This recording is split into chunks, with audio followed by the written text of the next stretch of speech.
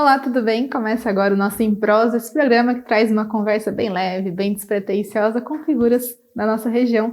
Hoje eu vim na casa do Maurício Pereira, que quase ninguém chama como Maurício Pereira, né, Maurício? É nosso mal-assombrado. Já vou te explicar por quê. Obrigada por ter recebido a gente, Maurício. Tudo bem? Tudo bem, é um prazer estar aqui com vocês.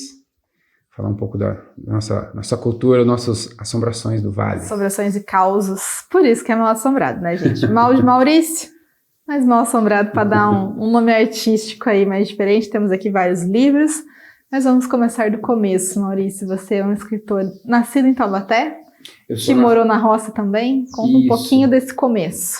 Tá, então eu sou nascido aqui em Taubaté, mas a minha família é toda de Redenção da Serra. Então eu vivi uns 2 anos em Redenção da Serra, mais uns 5 em Natividade da Serra, né? Meus pais tinham propriedade, então eu cresci na roça, e depois eu vim para Taubaté para estudar, né? Estudei no Marcondes de Matos, no Monteiro Lobato, fiz faculdade aqui em Taubaté, no Unital.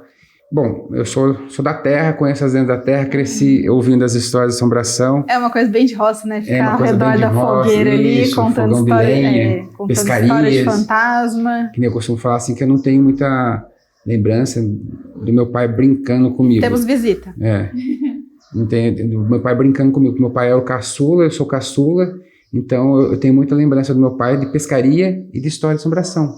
A gente ia pescar, ficava, às vezes, fica mais quieto, mas às vezes começa a contar umas histórias, uns causos, né? E dele contar a história de assombração. Bastante lembrança dele assim. Então você quis fazer uma certa homenagem à sua família, botando isso no papel.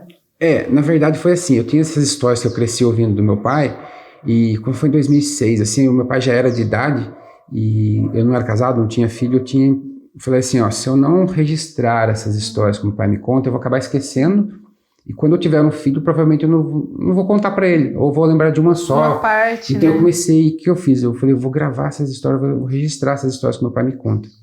Eu comprei um gravador de MP3, e ele começava a contar, eu apertava o play e começava a gravar as histórias que ele me contava. E às vezes eu puxava a boca dele, meu pai, lembra aquela história? E ele pegou gosto nisso aí, e ele falou, Maurício, vamos gravar lá com o Bento Rosa, vamos gravar lá com o Geraldo Gaspar, vamos na casa do fulano, tem umas histórias bacanas também. E daí um contava a história, e nisso eu tenho muitas histórias gravadas. E dessas histórias que eu gravei, eu comecei a escrever as histórias com meu pai. Eu falei, eu vou deixar tudo num formato escrito já, né? E eu comecei a escrever essas histórias. E daí, em 2006, eu estava em São Paulo, morando em São Paulo, e eu estava fazendo pós-graduação, né? Especialização em design gráfico. Daí tinha que fazer um projeto. E onde eu vou, o pessoal em São Paulo, ainda mais em São Paulo, o pessoal, você é o Maurício lá quando eu trabalhei na Editora Globo, por exemplo, me dava um Globo Rural, me dava um Chico Bento, contava as histórias sobre ação. Então o pessoal sabia que eu tinha as histórias. Por que você não faz o projeto, um livro das histórias que seu pai contava? Daí eu falei, nossa, acho que boa ideia. Eu falei, vou ter um livro, mas eu pensava assim, vou ter um livro pronto para guardar, para mostrar, para contar para meu filho. Vou me formar e vou juntar o útil ao agradável. Fazer as duas coisas ao mesmo tempo. Daí eu fiz o livro, e esse livro eu acabei enviando. Pessoal, tinha várias pessoas de editoras e de agências que estavam fazendo curso, né? Aí eu vou levar para tal editora, manda para tal editora. Eu fiz vários bonecos, né, que a gente chama do protótipo do livro. Para quem não é da comunicação, não vai entender esse tal de boneco. O boneco é um protótipo do livro. Vamos dizer assim, você tem um livro pronto, você imprime ele, manda encadernar e manda para a pessoa. Na época não tinha muito e-mail, assim, era mais pelo correio mesmo que a gente mandava. E daí eu recebi uma proposta de umas 5 editoras, mas eu acabei fechando com a DCL, que eu trabalhava a Pétula Lemos, que fez o curso comigo lá de ilustração narrativa, e ela trabalhava na DCL, ela levou esse projeto para a DCL, aí acabei fechando com a DCL publicou o primeiro livro, foi o Contos de Assombração, acho que está lá atrás, lá, e esse aqui. E eu não sabia, mas eles escreveram um livro no programa do PNBE do governo federal. Aí quando foi em 2010, o governo comprou, acho que uns 60 mil livros desse aqui, distribuiu em todas as escolas públicas do país. Não teve essa polêmica de, nossa, mas vai falar de assombração para criança? Porque a gente estava conversando antes de ligar a câmera, que quando a gente era criança era normal contar história de assombração para criança. Hoje em dia existe mais aí um politicamente correto, vai falar de morto para criança, não teve isso. Tem essa coisa hoje em dia, mas não existia isso e eu acho que para mim, no meu caso, não tem porquê, né? Não prejudicou em nada, mesmo porque se for falar de leitura, eu cresci lendo Conan. Conan é só cabeça voando, só sangue. Eu fazia os desenhos do Conan, minha mãe ficava horrorizada, meu Deus do céu. O que eu fiz com esse menino? Nossa, só sangue, só matava os monstros com a espada, com o machado. Não virou um adulto perturbado. Não virou um ligeiramente, né? Porque eu gosto aí pela assombração. Mas é pelas histórias, né? E também tem toda a parte afetiva por causa dessas histórias que meu pai me contava também, né? Então ele chegou a ver esse livro pronto? O meu pai não chegou a ver nenhum livro pronto. Ah, que pena. Ele faleceu em 2008. Ele não chegou a ver os livros prontos. Ele viu o processo de produção, mas ele nem viu o livro pronto, nem conheceu o neto. Que era para as histórias para o neto, então não conheceu o neto, o Luiz Otávio. Mas ele soube que você estava fazendo. Ele soube que eu estava fazendo, Já é bastante. Isso. Essas histórias de assombração foi assim que eu entrei nesse mundo da literatura, nesse mundo de contar histórias de assombração. Porque o seu foco principal é a assombração, mas nem tanto, né? Tem outros livros aí também sobre outros temas. Esse aqui, por exemplo, Rapunzel do Sertão, apesar de... Vai ter uma bruxa, né? Mas a bruxa cangaceira faz parte da história da Rapunzel. Não dá pra dizer que Branca de Neve é assombração, é terror. Isso, porque também tem bruxa, mas enfim, não é uma assombração, não é terror. Então eu fiz essa versão brasileira do conto dos Irmãos Grimm da Rapunzel. Ela é ambientada no sertão nordestino. Então aqui a bruxa é uma cangaceira, o príncipe é um vaqueiro, a torre fica lá no meio do Agreste. Então já não é assombração. Eu tenho livros também que são para crianças pequenas, assim, que mais... fala dos bichos, som dos bichos. Tem o Asa Branca, que é só a letra. Esse projeto foi um projeto da Pétala também lá na DCL, que eu fiz o boneco para ela apresentar e acabaram aprovando. E essa capa aqui até foi para a feira de Bolonha em 2008, foi... Então, não é assombração, mas aqui também eu só trabalho de ilustração, não foi trabalho de texto, né? Sim. Eu só ilustrei o livro, a letra é a do Luiz Gonzaga. Mas aí, então, quando o livro é seu mesmo, você faz tudo. Sim. A história, a capa, os desenhos, a ilustração, como tudo. sessão do História da Assombração, eu tinha um prazo muito apertado, aí foi o Reinaldo Batista, lá de Guaratinguetá, meu amigo Reinaldo, que fez as ilustrações, e ele entregou no lápis, eu finalizei com o nanquim, escaneei, montei, fiz a diagramação, né, do livro. Esse é tipo HQ. E a colorização digital também. Bem legal. Mas seu gosto mesmo... É gosto. É o assombração. Eu gosto das histórias da assombração. Você conclui que realmente veio tudo do seu pai, do seu avô, ou já teve outras fontes aí que você bebeu para inspiração? Não, eu sempre gostei de história, acho que veio do meu pai, porque meu pai me contava desde criança. Te influenciou? Quando eu aprendi a ler, quando eu tive contato com quadrinhos, eu gostava de história de terror. Então, mas eu acho que veio dele também, né, de gostar, pegar gosto por história de terror. Gosta de Stephen King, um Edgar Allan Poe. Edgar Allan Poe, é o preferido. Do Monteiro Lobato eu gosto muito do Bugio Muqueado. Porque a gente não pode pensar só no exterior, né? Não. Temos escritores incríveis aqui no Brasil. Tem bastante escritor nacional, desenhista nacional que produz. Mozart Couto, tem o Samoto, tem vários.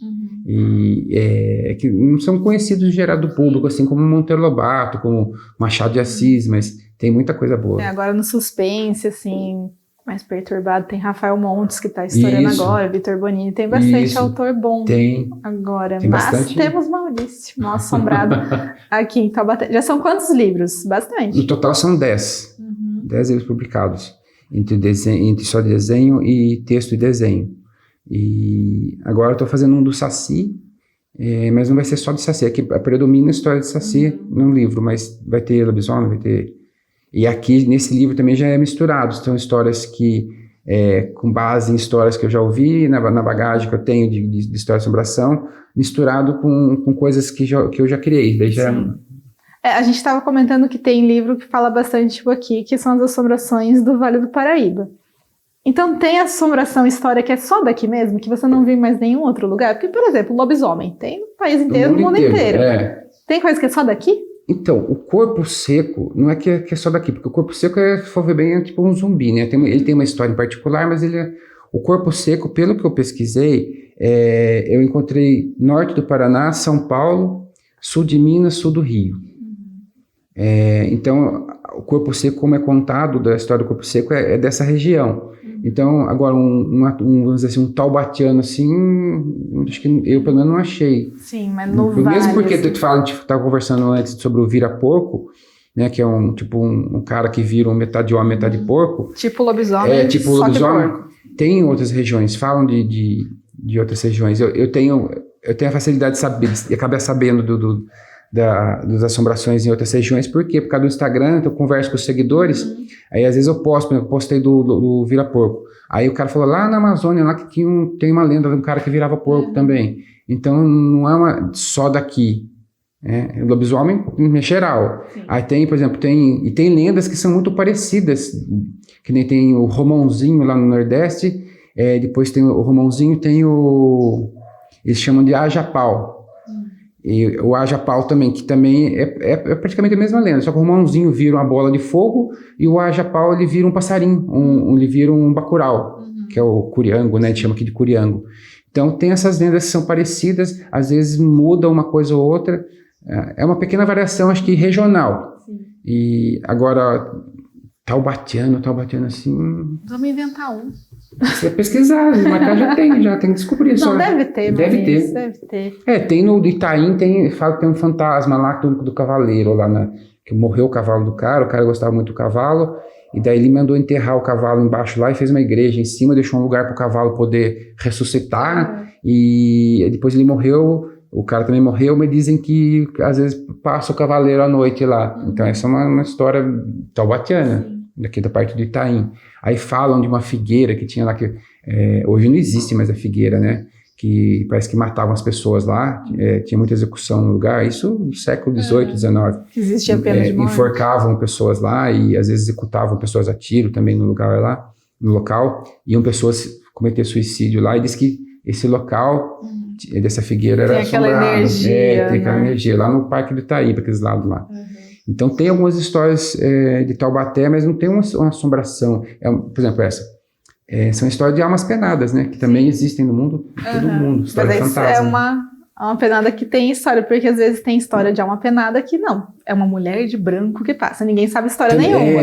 Mas... Essa tem um pouco mais de embasamento histórico, de não, construiu a igreja, tem espaço para o cavalo, tem um pouco mais de informação. Sim. Né?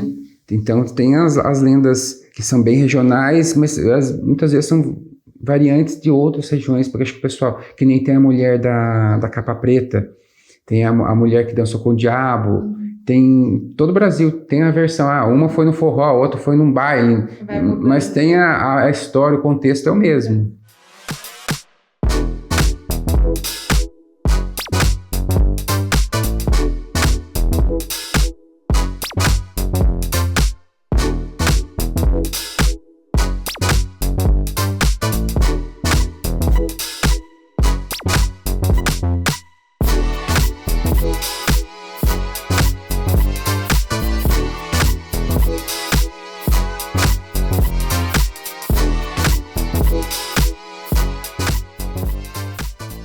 Você acha que essas histórias tudo brotou da cabeça de pessoas que ao redor de uma fogueira foram falando, ou algumas têm o seu fundo de verdade que realmente alguém viu e bate o pé que viu que é aquilo mesmo? Você acha que existe de verdade algum tipo de assombração, ou é só fruto da nossa imaginação? Olha, eu acho que alguma coisa eles viram.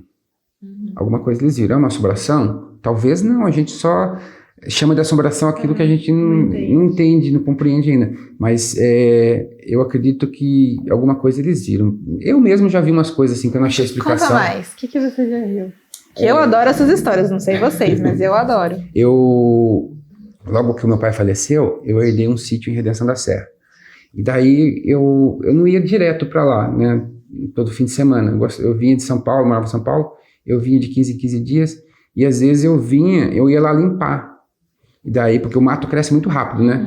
Eu limpava, tinha roçadeira, roçava tudo, limpava, fazia os montes, deixava secando, na outra semana eu vinha para queimar, que eu fazia queimar, deixar limpo, aí eu vinha para passar o fim de semana.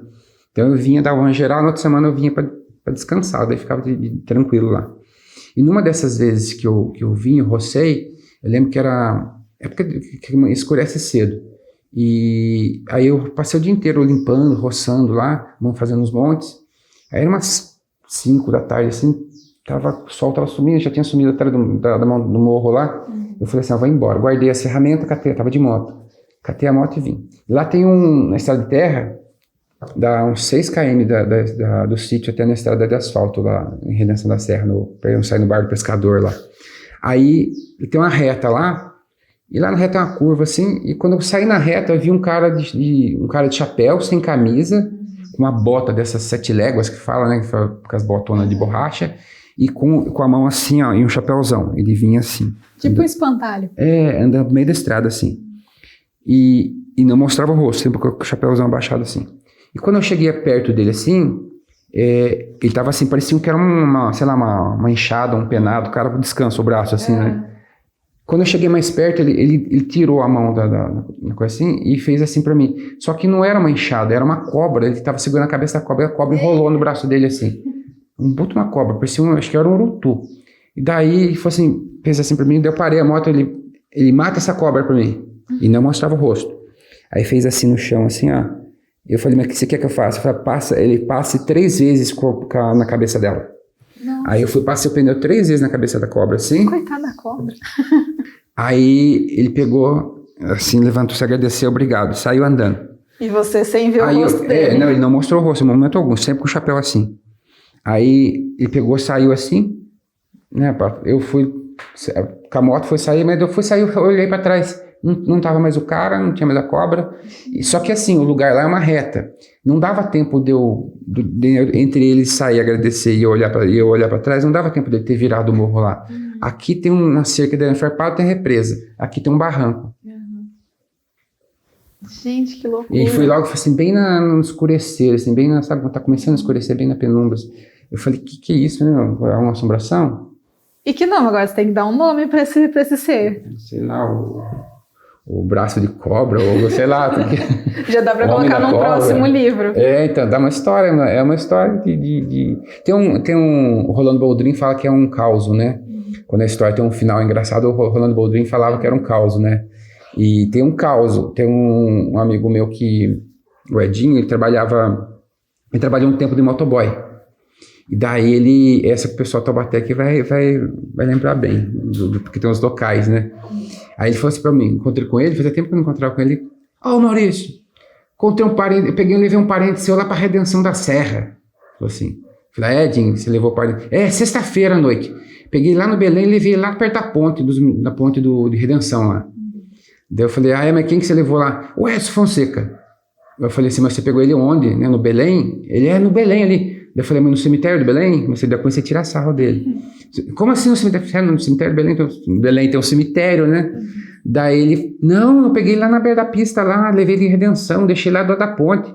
Eu falei, de fato, o Edson tinha um sítio, ele morava lá do lado da ponte. Ele, como assim tinha? Eu falei, porque o Edson morreu, cara. Ele teve uma briga num rodeio lá em Redenção da Serra, e daí mexeram com a namorada dele, né? Daí ele brigou com os caras, e bateu nos caras, porque ele era fortão, não estava em boi, não estava em cavalo, enfim, ele participava do rodeio lá. E aí mexeram com a namorada dele, bateu nos caras, só que os caras esperaram ele perto da ponte lá e deram 3 tiros nele. Mataram ele a tiro. Daí ele arrepiou. Não, cara, pelo amor de Deus, que isso? Pagou certinho, não sei o quê. Falei, não, porque é morto que não é honesto, né? Vai pagar. E é primo ainda, né? Tem não primo desonesto. Vai defender a família. Daí eu falei, não, cara, mas não pode ser, que isso? Eu peguei ele ali no Belém, deixei ele lá da ponte. Falei, então, certinho isso mesmo. O Edson Fonseca, não sei o quê. Mas daí, conversando com ele, ficou desesperado. Não, cara, não pode ser. Falei, não, você carreguei o defunto, então? Falei, não. É que assim, o pessoal não costuma falar que me leva na fazenda tal, na fazenda Paraitinga, me leva na fazenda, sei lá, Fortaleza, fala o nome do proprietário, né, que no meu pai lá era fazenda Paraitinga, falava, vou no Tavim Pereira, não vai na fazenda do Paraitinga. E esse rapaz que ele levou, falou assim pra ele, me leva no Edson Fonseca. E ele achou que o cara era o Edson Fonseca. E daí, conversando assim, esse rapaz que ele levou, trabalhava pro Edson Fonseca. Eu nem lembro o nome do rapaz, eu sei que ele tinha apelido de Gato Seco. Já é nome de assombração meio também. de assombração também, né? O apelido de assombração, gato seco. Ele levou o gato seco, daí ele deixou o gato seco lá e veio embora. Só que daí ele achou que o gato era o Edson, e não era, né? Então aí já dá pra, se você desviar um pouco, o Edson mexer um pouquinho na história, já viu uma história de assombração. Não é? Por que você acha que atrai tanto as pessoas, esse tipo de história, o imaginário, assim, do mal assombrado? Eu acho que toda essa coisa de tudo que é misterioso desperta a curiosidade, tudo que é proibido, que é misterioso, desperta mais a curiosidade, né? Que Atrai a gente não mais. pode explicar, né? Que a gente não pode explicar. Então, eu creio que tem essa coisa do oculto, do mistério, da noite, do sobrenatural. Isso atrai muito a leitura, a curiosidade, né? E tanto de criança, a gente fala assim, seus livros são para criança, né? Foi para classificar para o livro, infanto-juvenil. Mas eu falo assim que é de 8 a 80, Sim. né? Porque todo mundo gosta de história. A maioria, né? Não pode todo mundo gosta. Tem gente que tem medo. Até gosta, mas tem medo, né? Tem gente que gosta, mas tem medo. Sim. Tem alguma história que você lembra, assim, de criança, de ficar apavorado com a história, só de imaginar?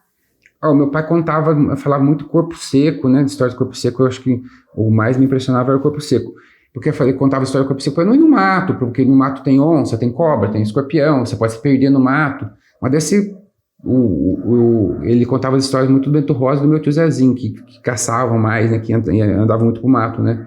E então tinha essa história do corpo seco, que tinha um senhor chamado João Pacífico, ele fazia balaios, né? Fazia trabalhos com taquara, com bambu.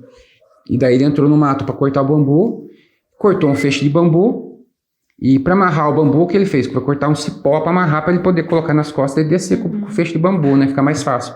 E disse que ele cortou o cipó aqui e assim puxou. No que ele puxou o cipó, o negócio puxou para cima. Aí ele puxou de novo, puxou para cima. Daí quando ele olhou para cima, tava o corpo seco no alto da árvore, segurando o cipó. Falou, aqui não, aqui é tudo meu. E daí quando ele viu o corpo seco, ele desceu, largou o bambu, largou o facão dele lá, largou tudo e desceu correndo. Aí ele encontrou com o Bento. Falou, compadre, não suba aí que tem um bicho muito feio lá em cima. Tem um sujeito muito horrendo lá, não suba aí. O Bento nem entendeu nada e continuou. Quando ele continuou, ele vinha vindo o corpo seco, assim, com o bração erguido, assim. Aí que ele viu o corpo seco também, ele correu. Então tem essa história do corpo seco. E tinha uma história que, depois nas pesquisas eu descobri que é uma variação do corpo seco. O corpo seco a lenda tem uma variação. Eles chamam porque as histórias evoluem. Né? Não é que evoluem. Modificam. Tem explicação. Eles chamam de bradador. Hoje eu descobri que chamam de bradador. Meu pai falava que tinha um bicho que gritava pelas estradas, berrava pelas estradas lá, né? E era sempre da quinta para sexta. 15 para meia-noite o bicho berrava. Diz que ele berrava num sítio antes, né? E ele não berrava na frente da casa da minha avó, e berrava um sítio depois. E quando ele dava o 15 para meia-noite lá, que ele estava na hora de berrar, os cachorros da casa da minha avó, disse que sumia tudo pro quintal e entraram embaixo do paiol. Entravam embaixo do paiol de milho. Eles não ficavam na frente da casa, na beira da estrada, porque de medo do bicho. O bicho, o caso, a assombração.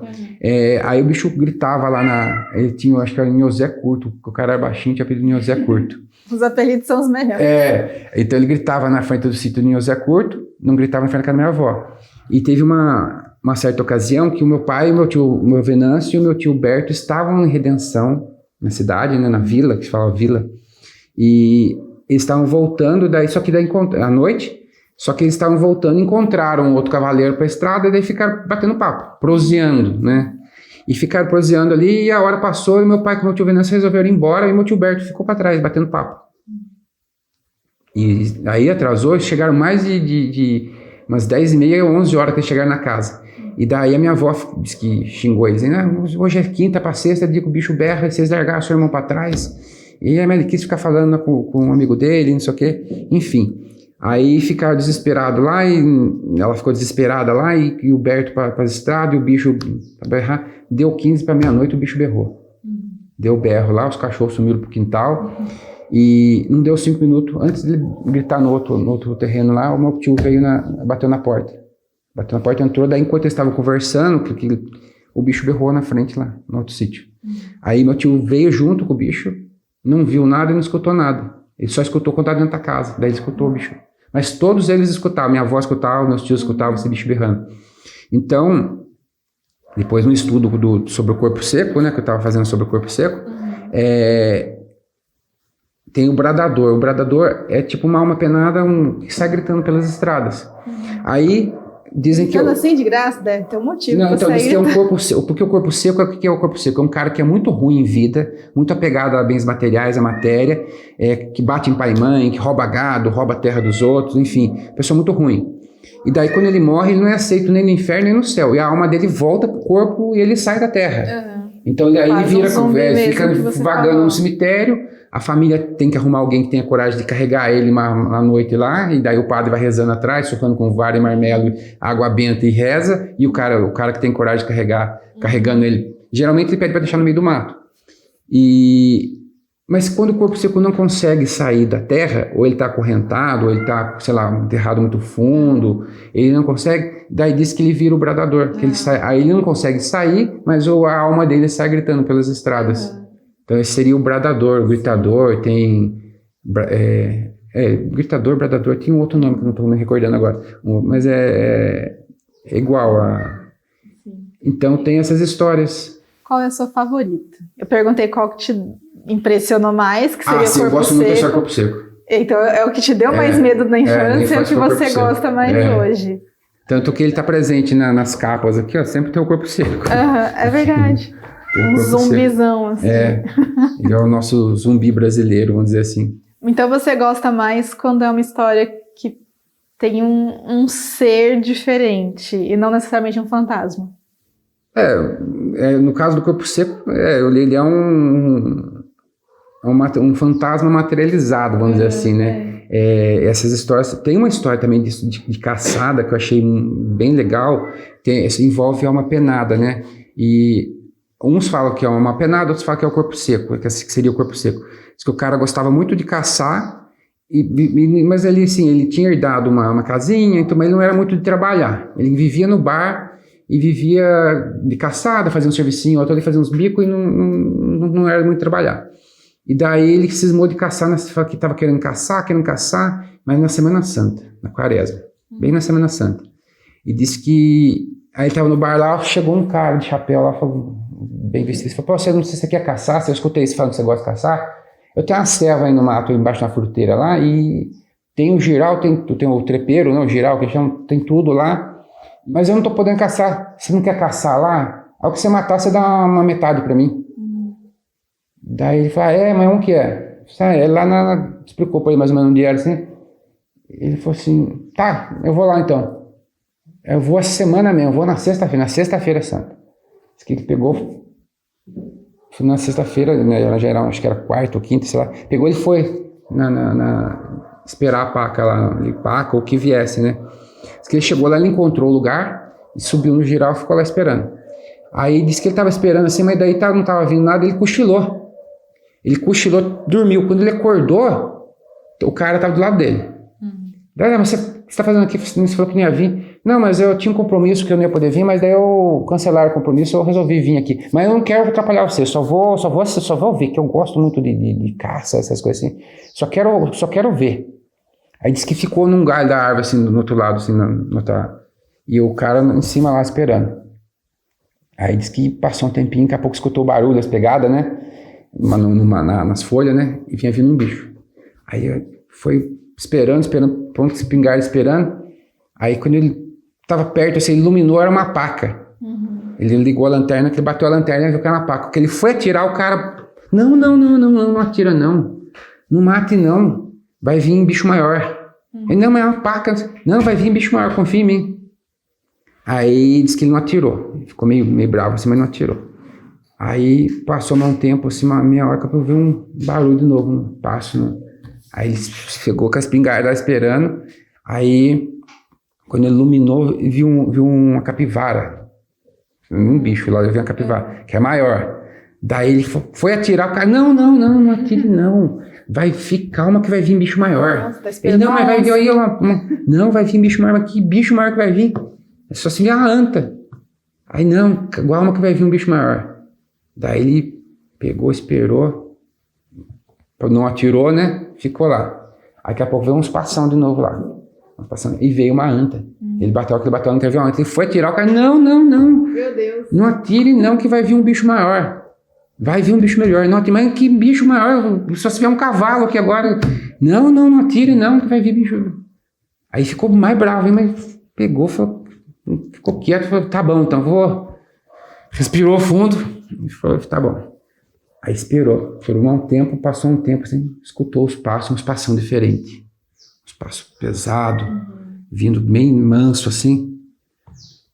Aí quando ele esperou que o bicho, você viu que o bicho estava embaixo da árvore lá, ele iluminou, era uma onça. Nossa. Uma baita de uma onça, que a onça fez assim pra ele, que reganhou pra ele. Ele assustou, caiu da árvore, a onça catou ele. Ai, meu Deus. Catou ele e matou ele.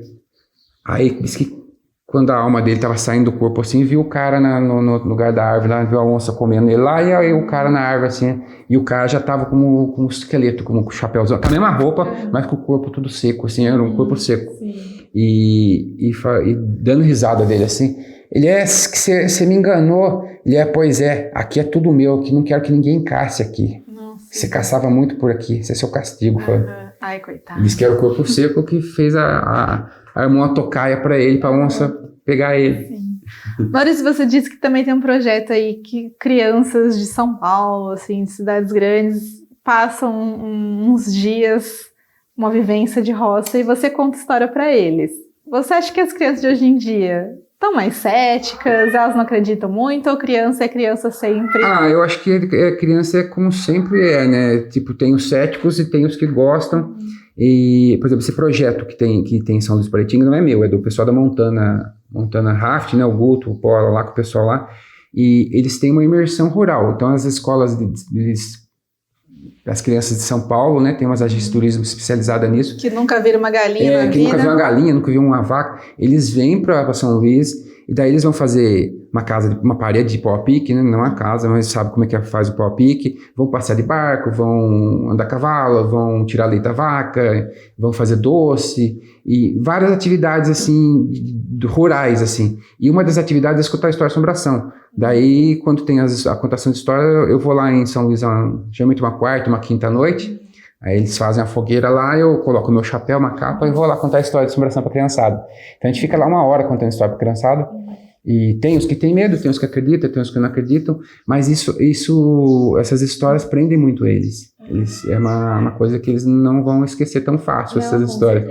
Eu tava falando com o Maurício, história que eu ouvia com 10 anos de idade, eu lembro os detalhes, assim, de ficar impressionado, mas eu adorava também essas histórias. Porque essas histórias de assombração, o livro, especialmente esse aqui, esses dois, né, o Contos da Assombração e o Caos do Assombramento, que foram distribuídos em todas as escolas públicas do país, principalmente o Contos da Assombração. No final do ano passado eu estive lá no Colégio Rainha da Paz, em São Paulo, e a professora... Eles me chamaram para dar uma palestra, falar sobre o livro para as crianças e contar uma história de assombração. Passei uma tarde contando história de assombração e falando sobre o livro lá, mostrando os originais, enfim. A professora faz 10 anos que ela usa esse livro e eles adotaram o livro na escola já. Todo ano eles compram para as turmas porque é uma história que prende as crianças e trazem as crianças para a leitura. Eles se interessam. Então, uma coisa que você se interessa, você vai ler, você vai procurar saber mais e criança quer aprender a ler para poder ler o livro. Então, isso é uma coisa assim que eu fico até orgulhoso desse livro, né, que era só para o meu filho e serve não só para contar a história para a criança, mas para fazer a criança gostar de ler. Sim. Você sente que sua missão... já valeu a pena. Valeu a pena. Então, Bom, teve o filho, escreveu o livro... Plantou árvore. Já plantei árvore. Já fez o pacote completo. Mais 10 livros é pouco, pode escrever no mais. Então, e esse livro, por chamar muita atenção deles, por prender chamar a curiosidade deles, prender atenção, eles querem aprender a ler, eles querem ler o livro, eles querem escrever, então isso foi super bacana. Teve um projeto que foi feito numa escola em São José dos Campos também, que a professora fez uma coisa parecida com o que eu fiz, né?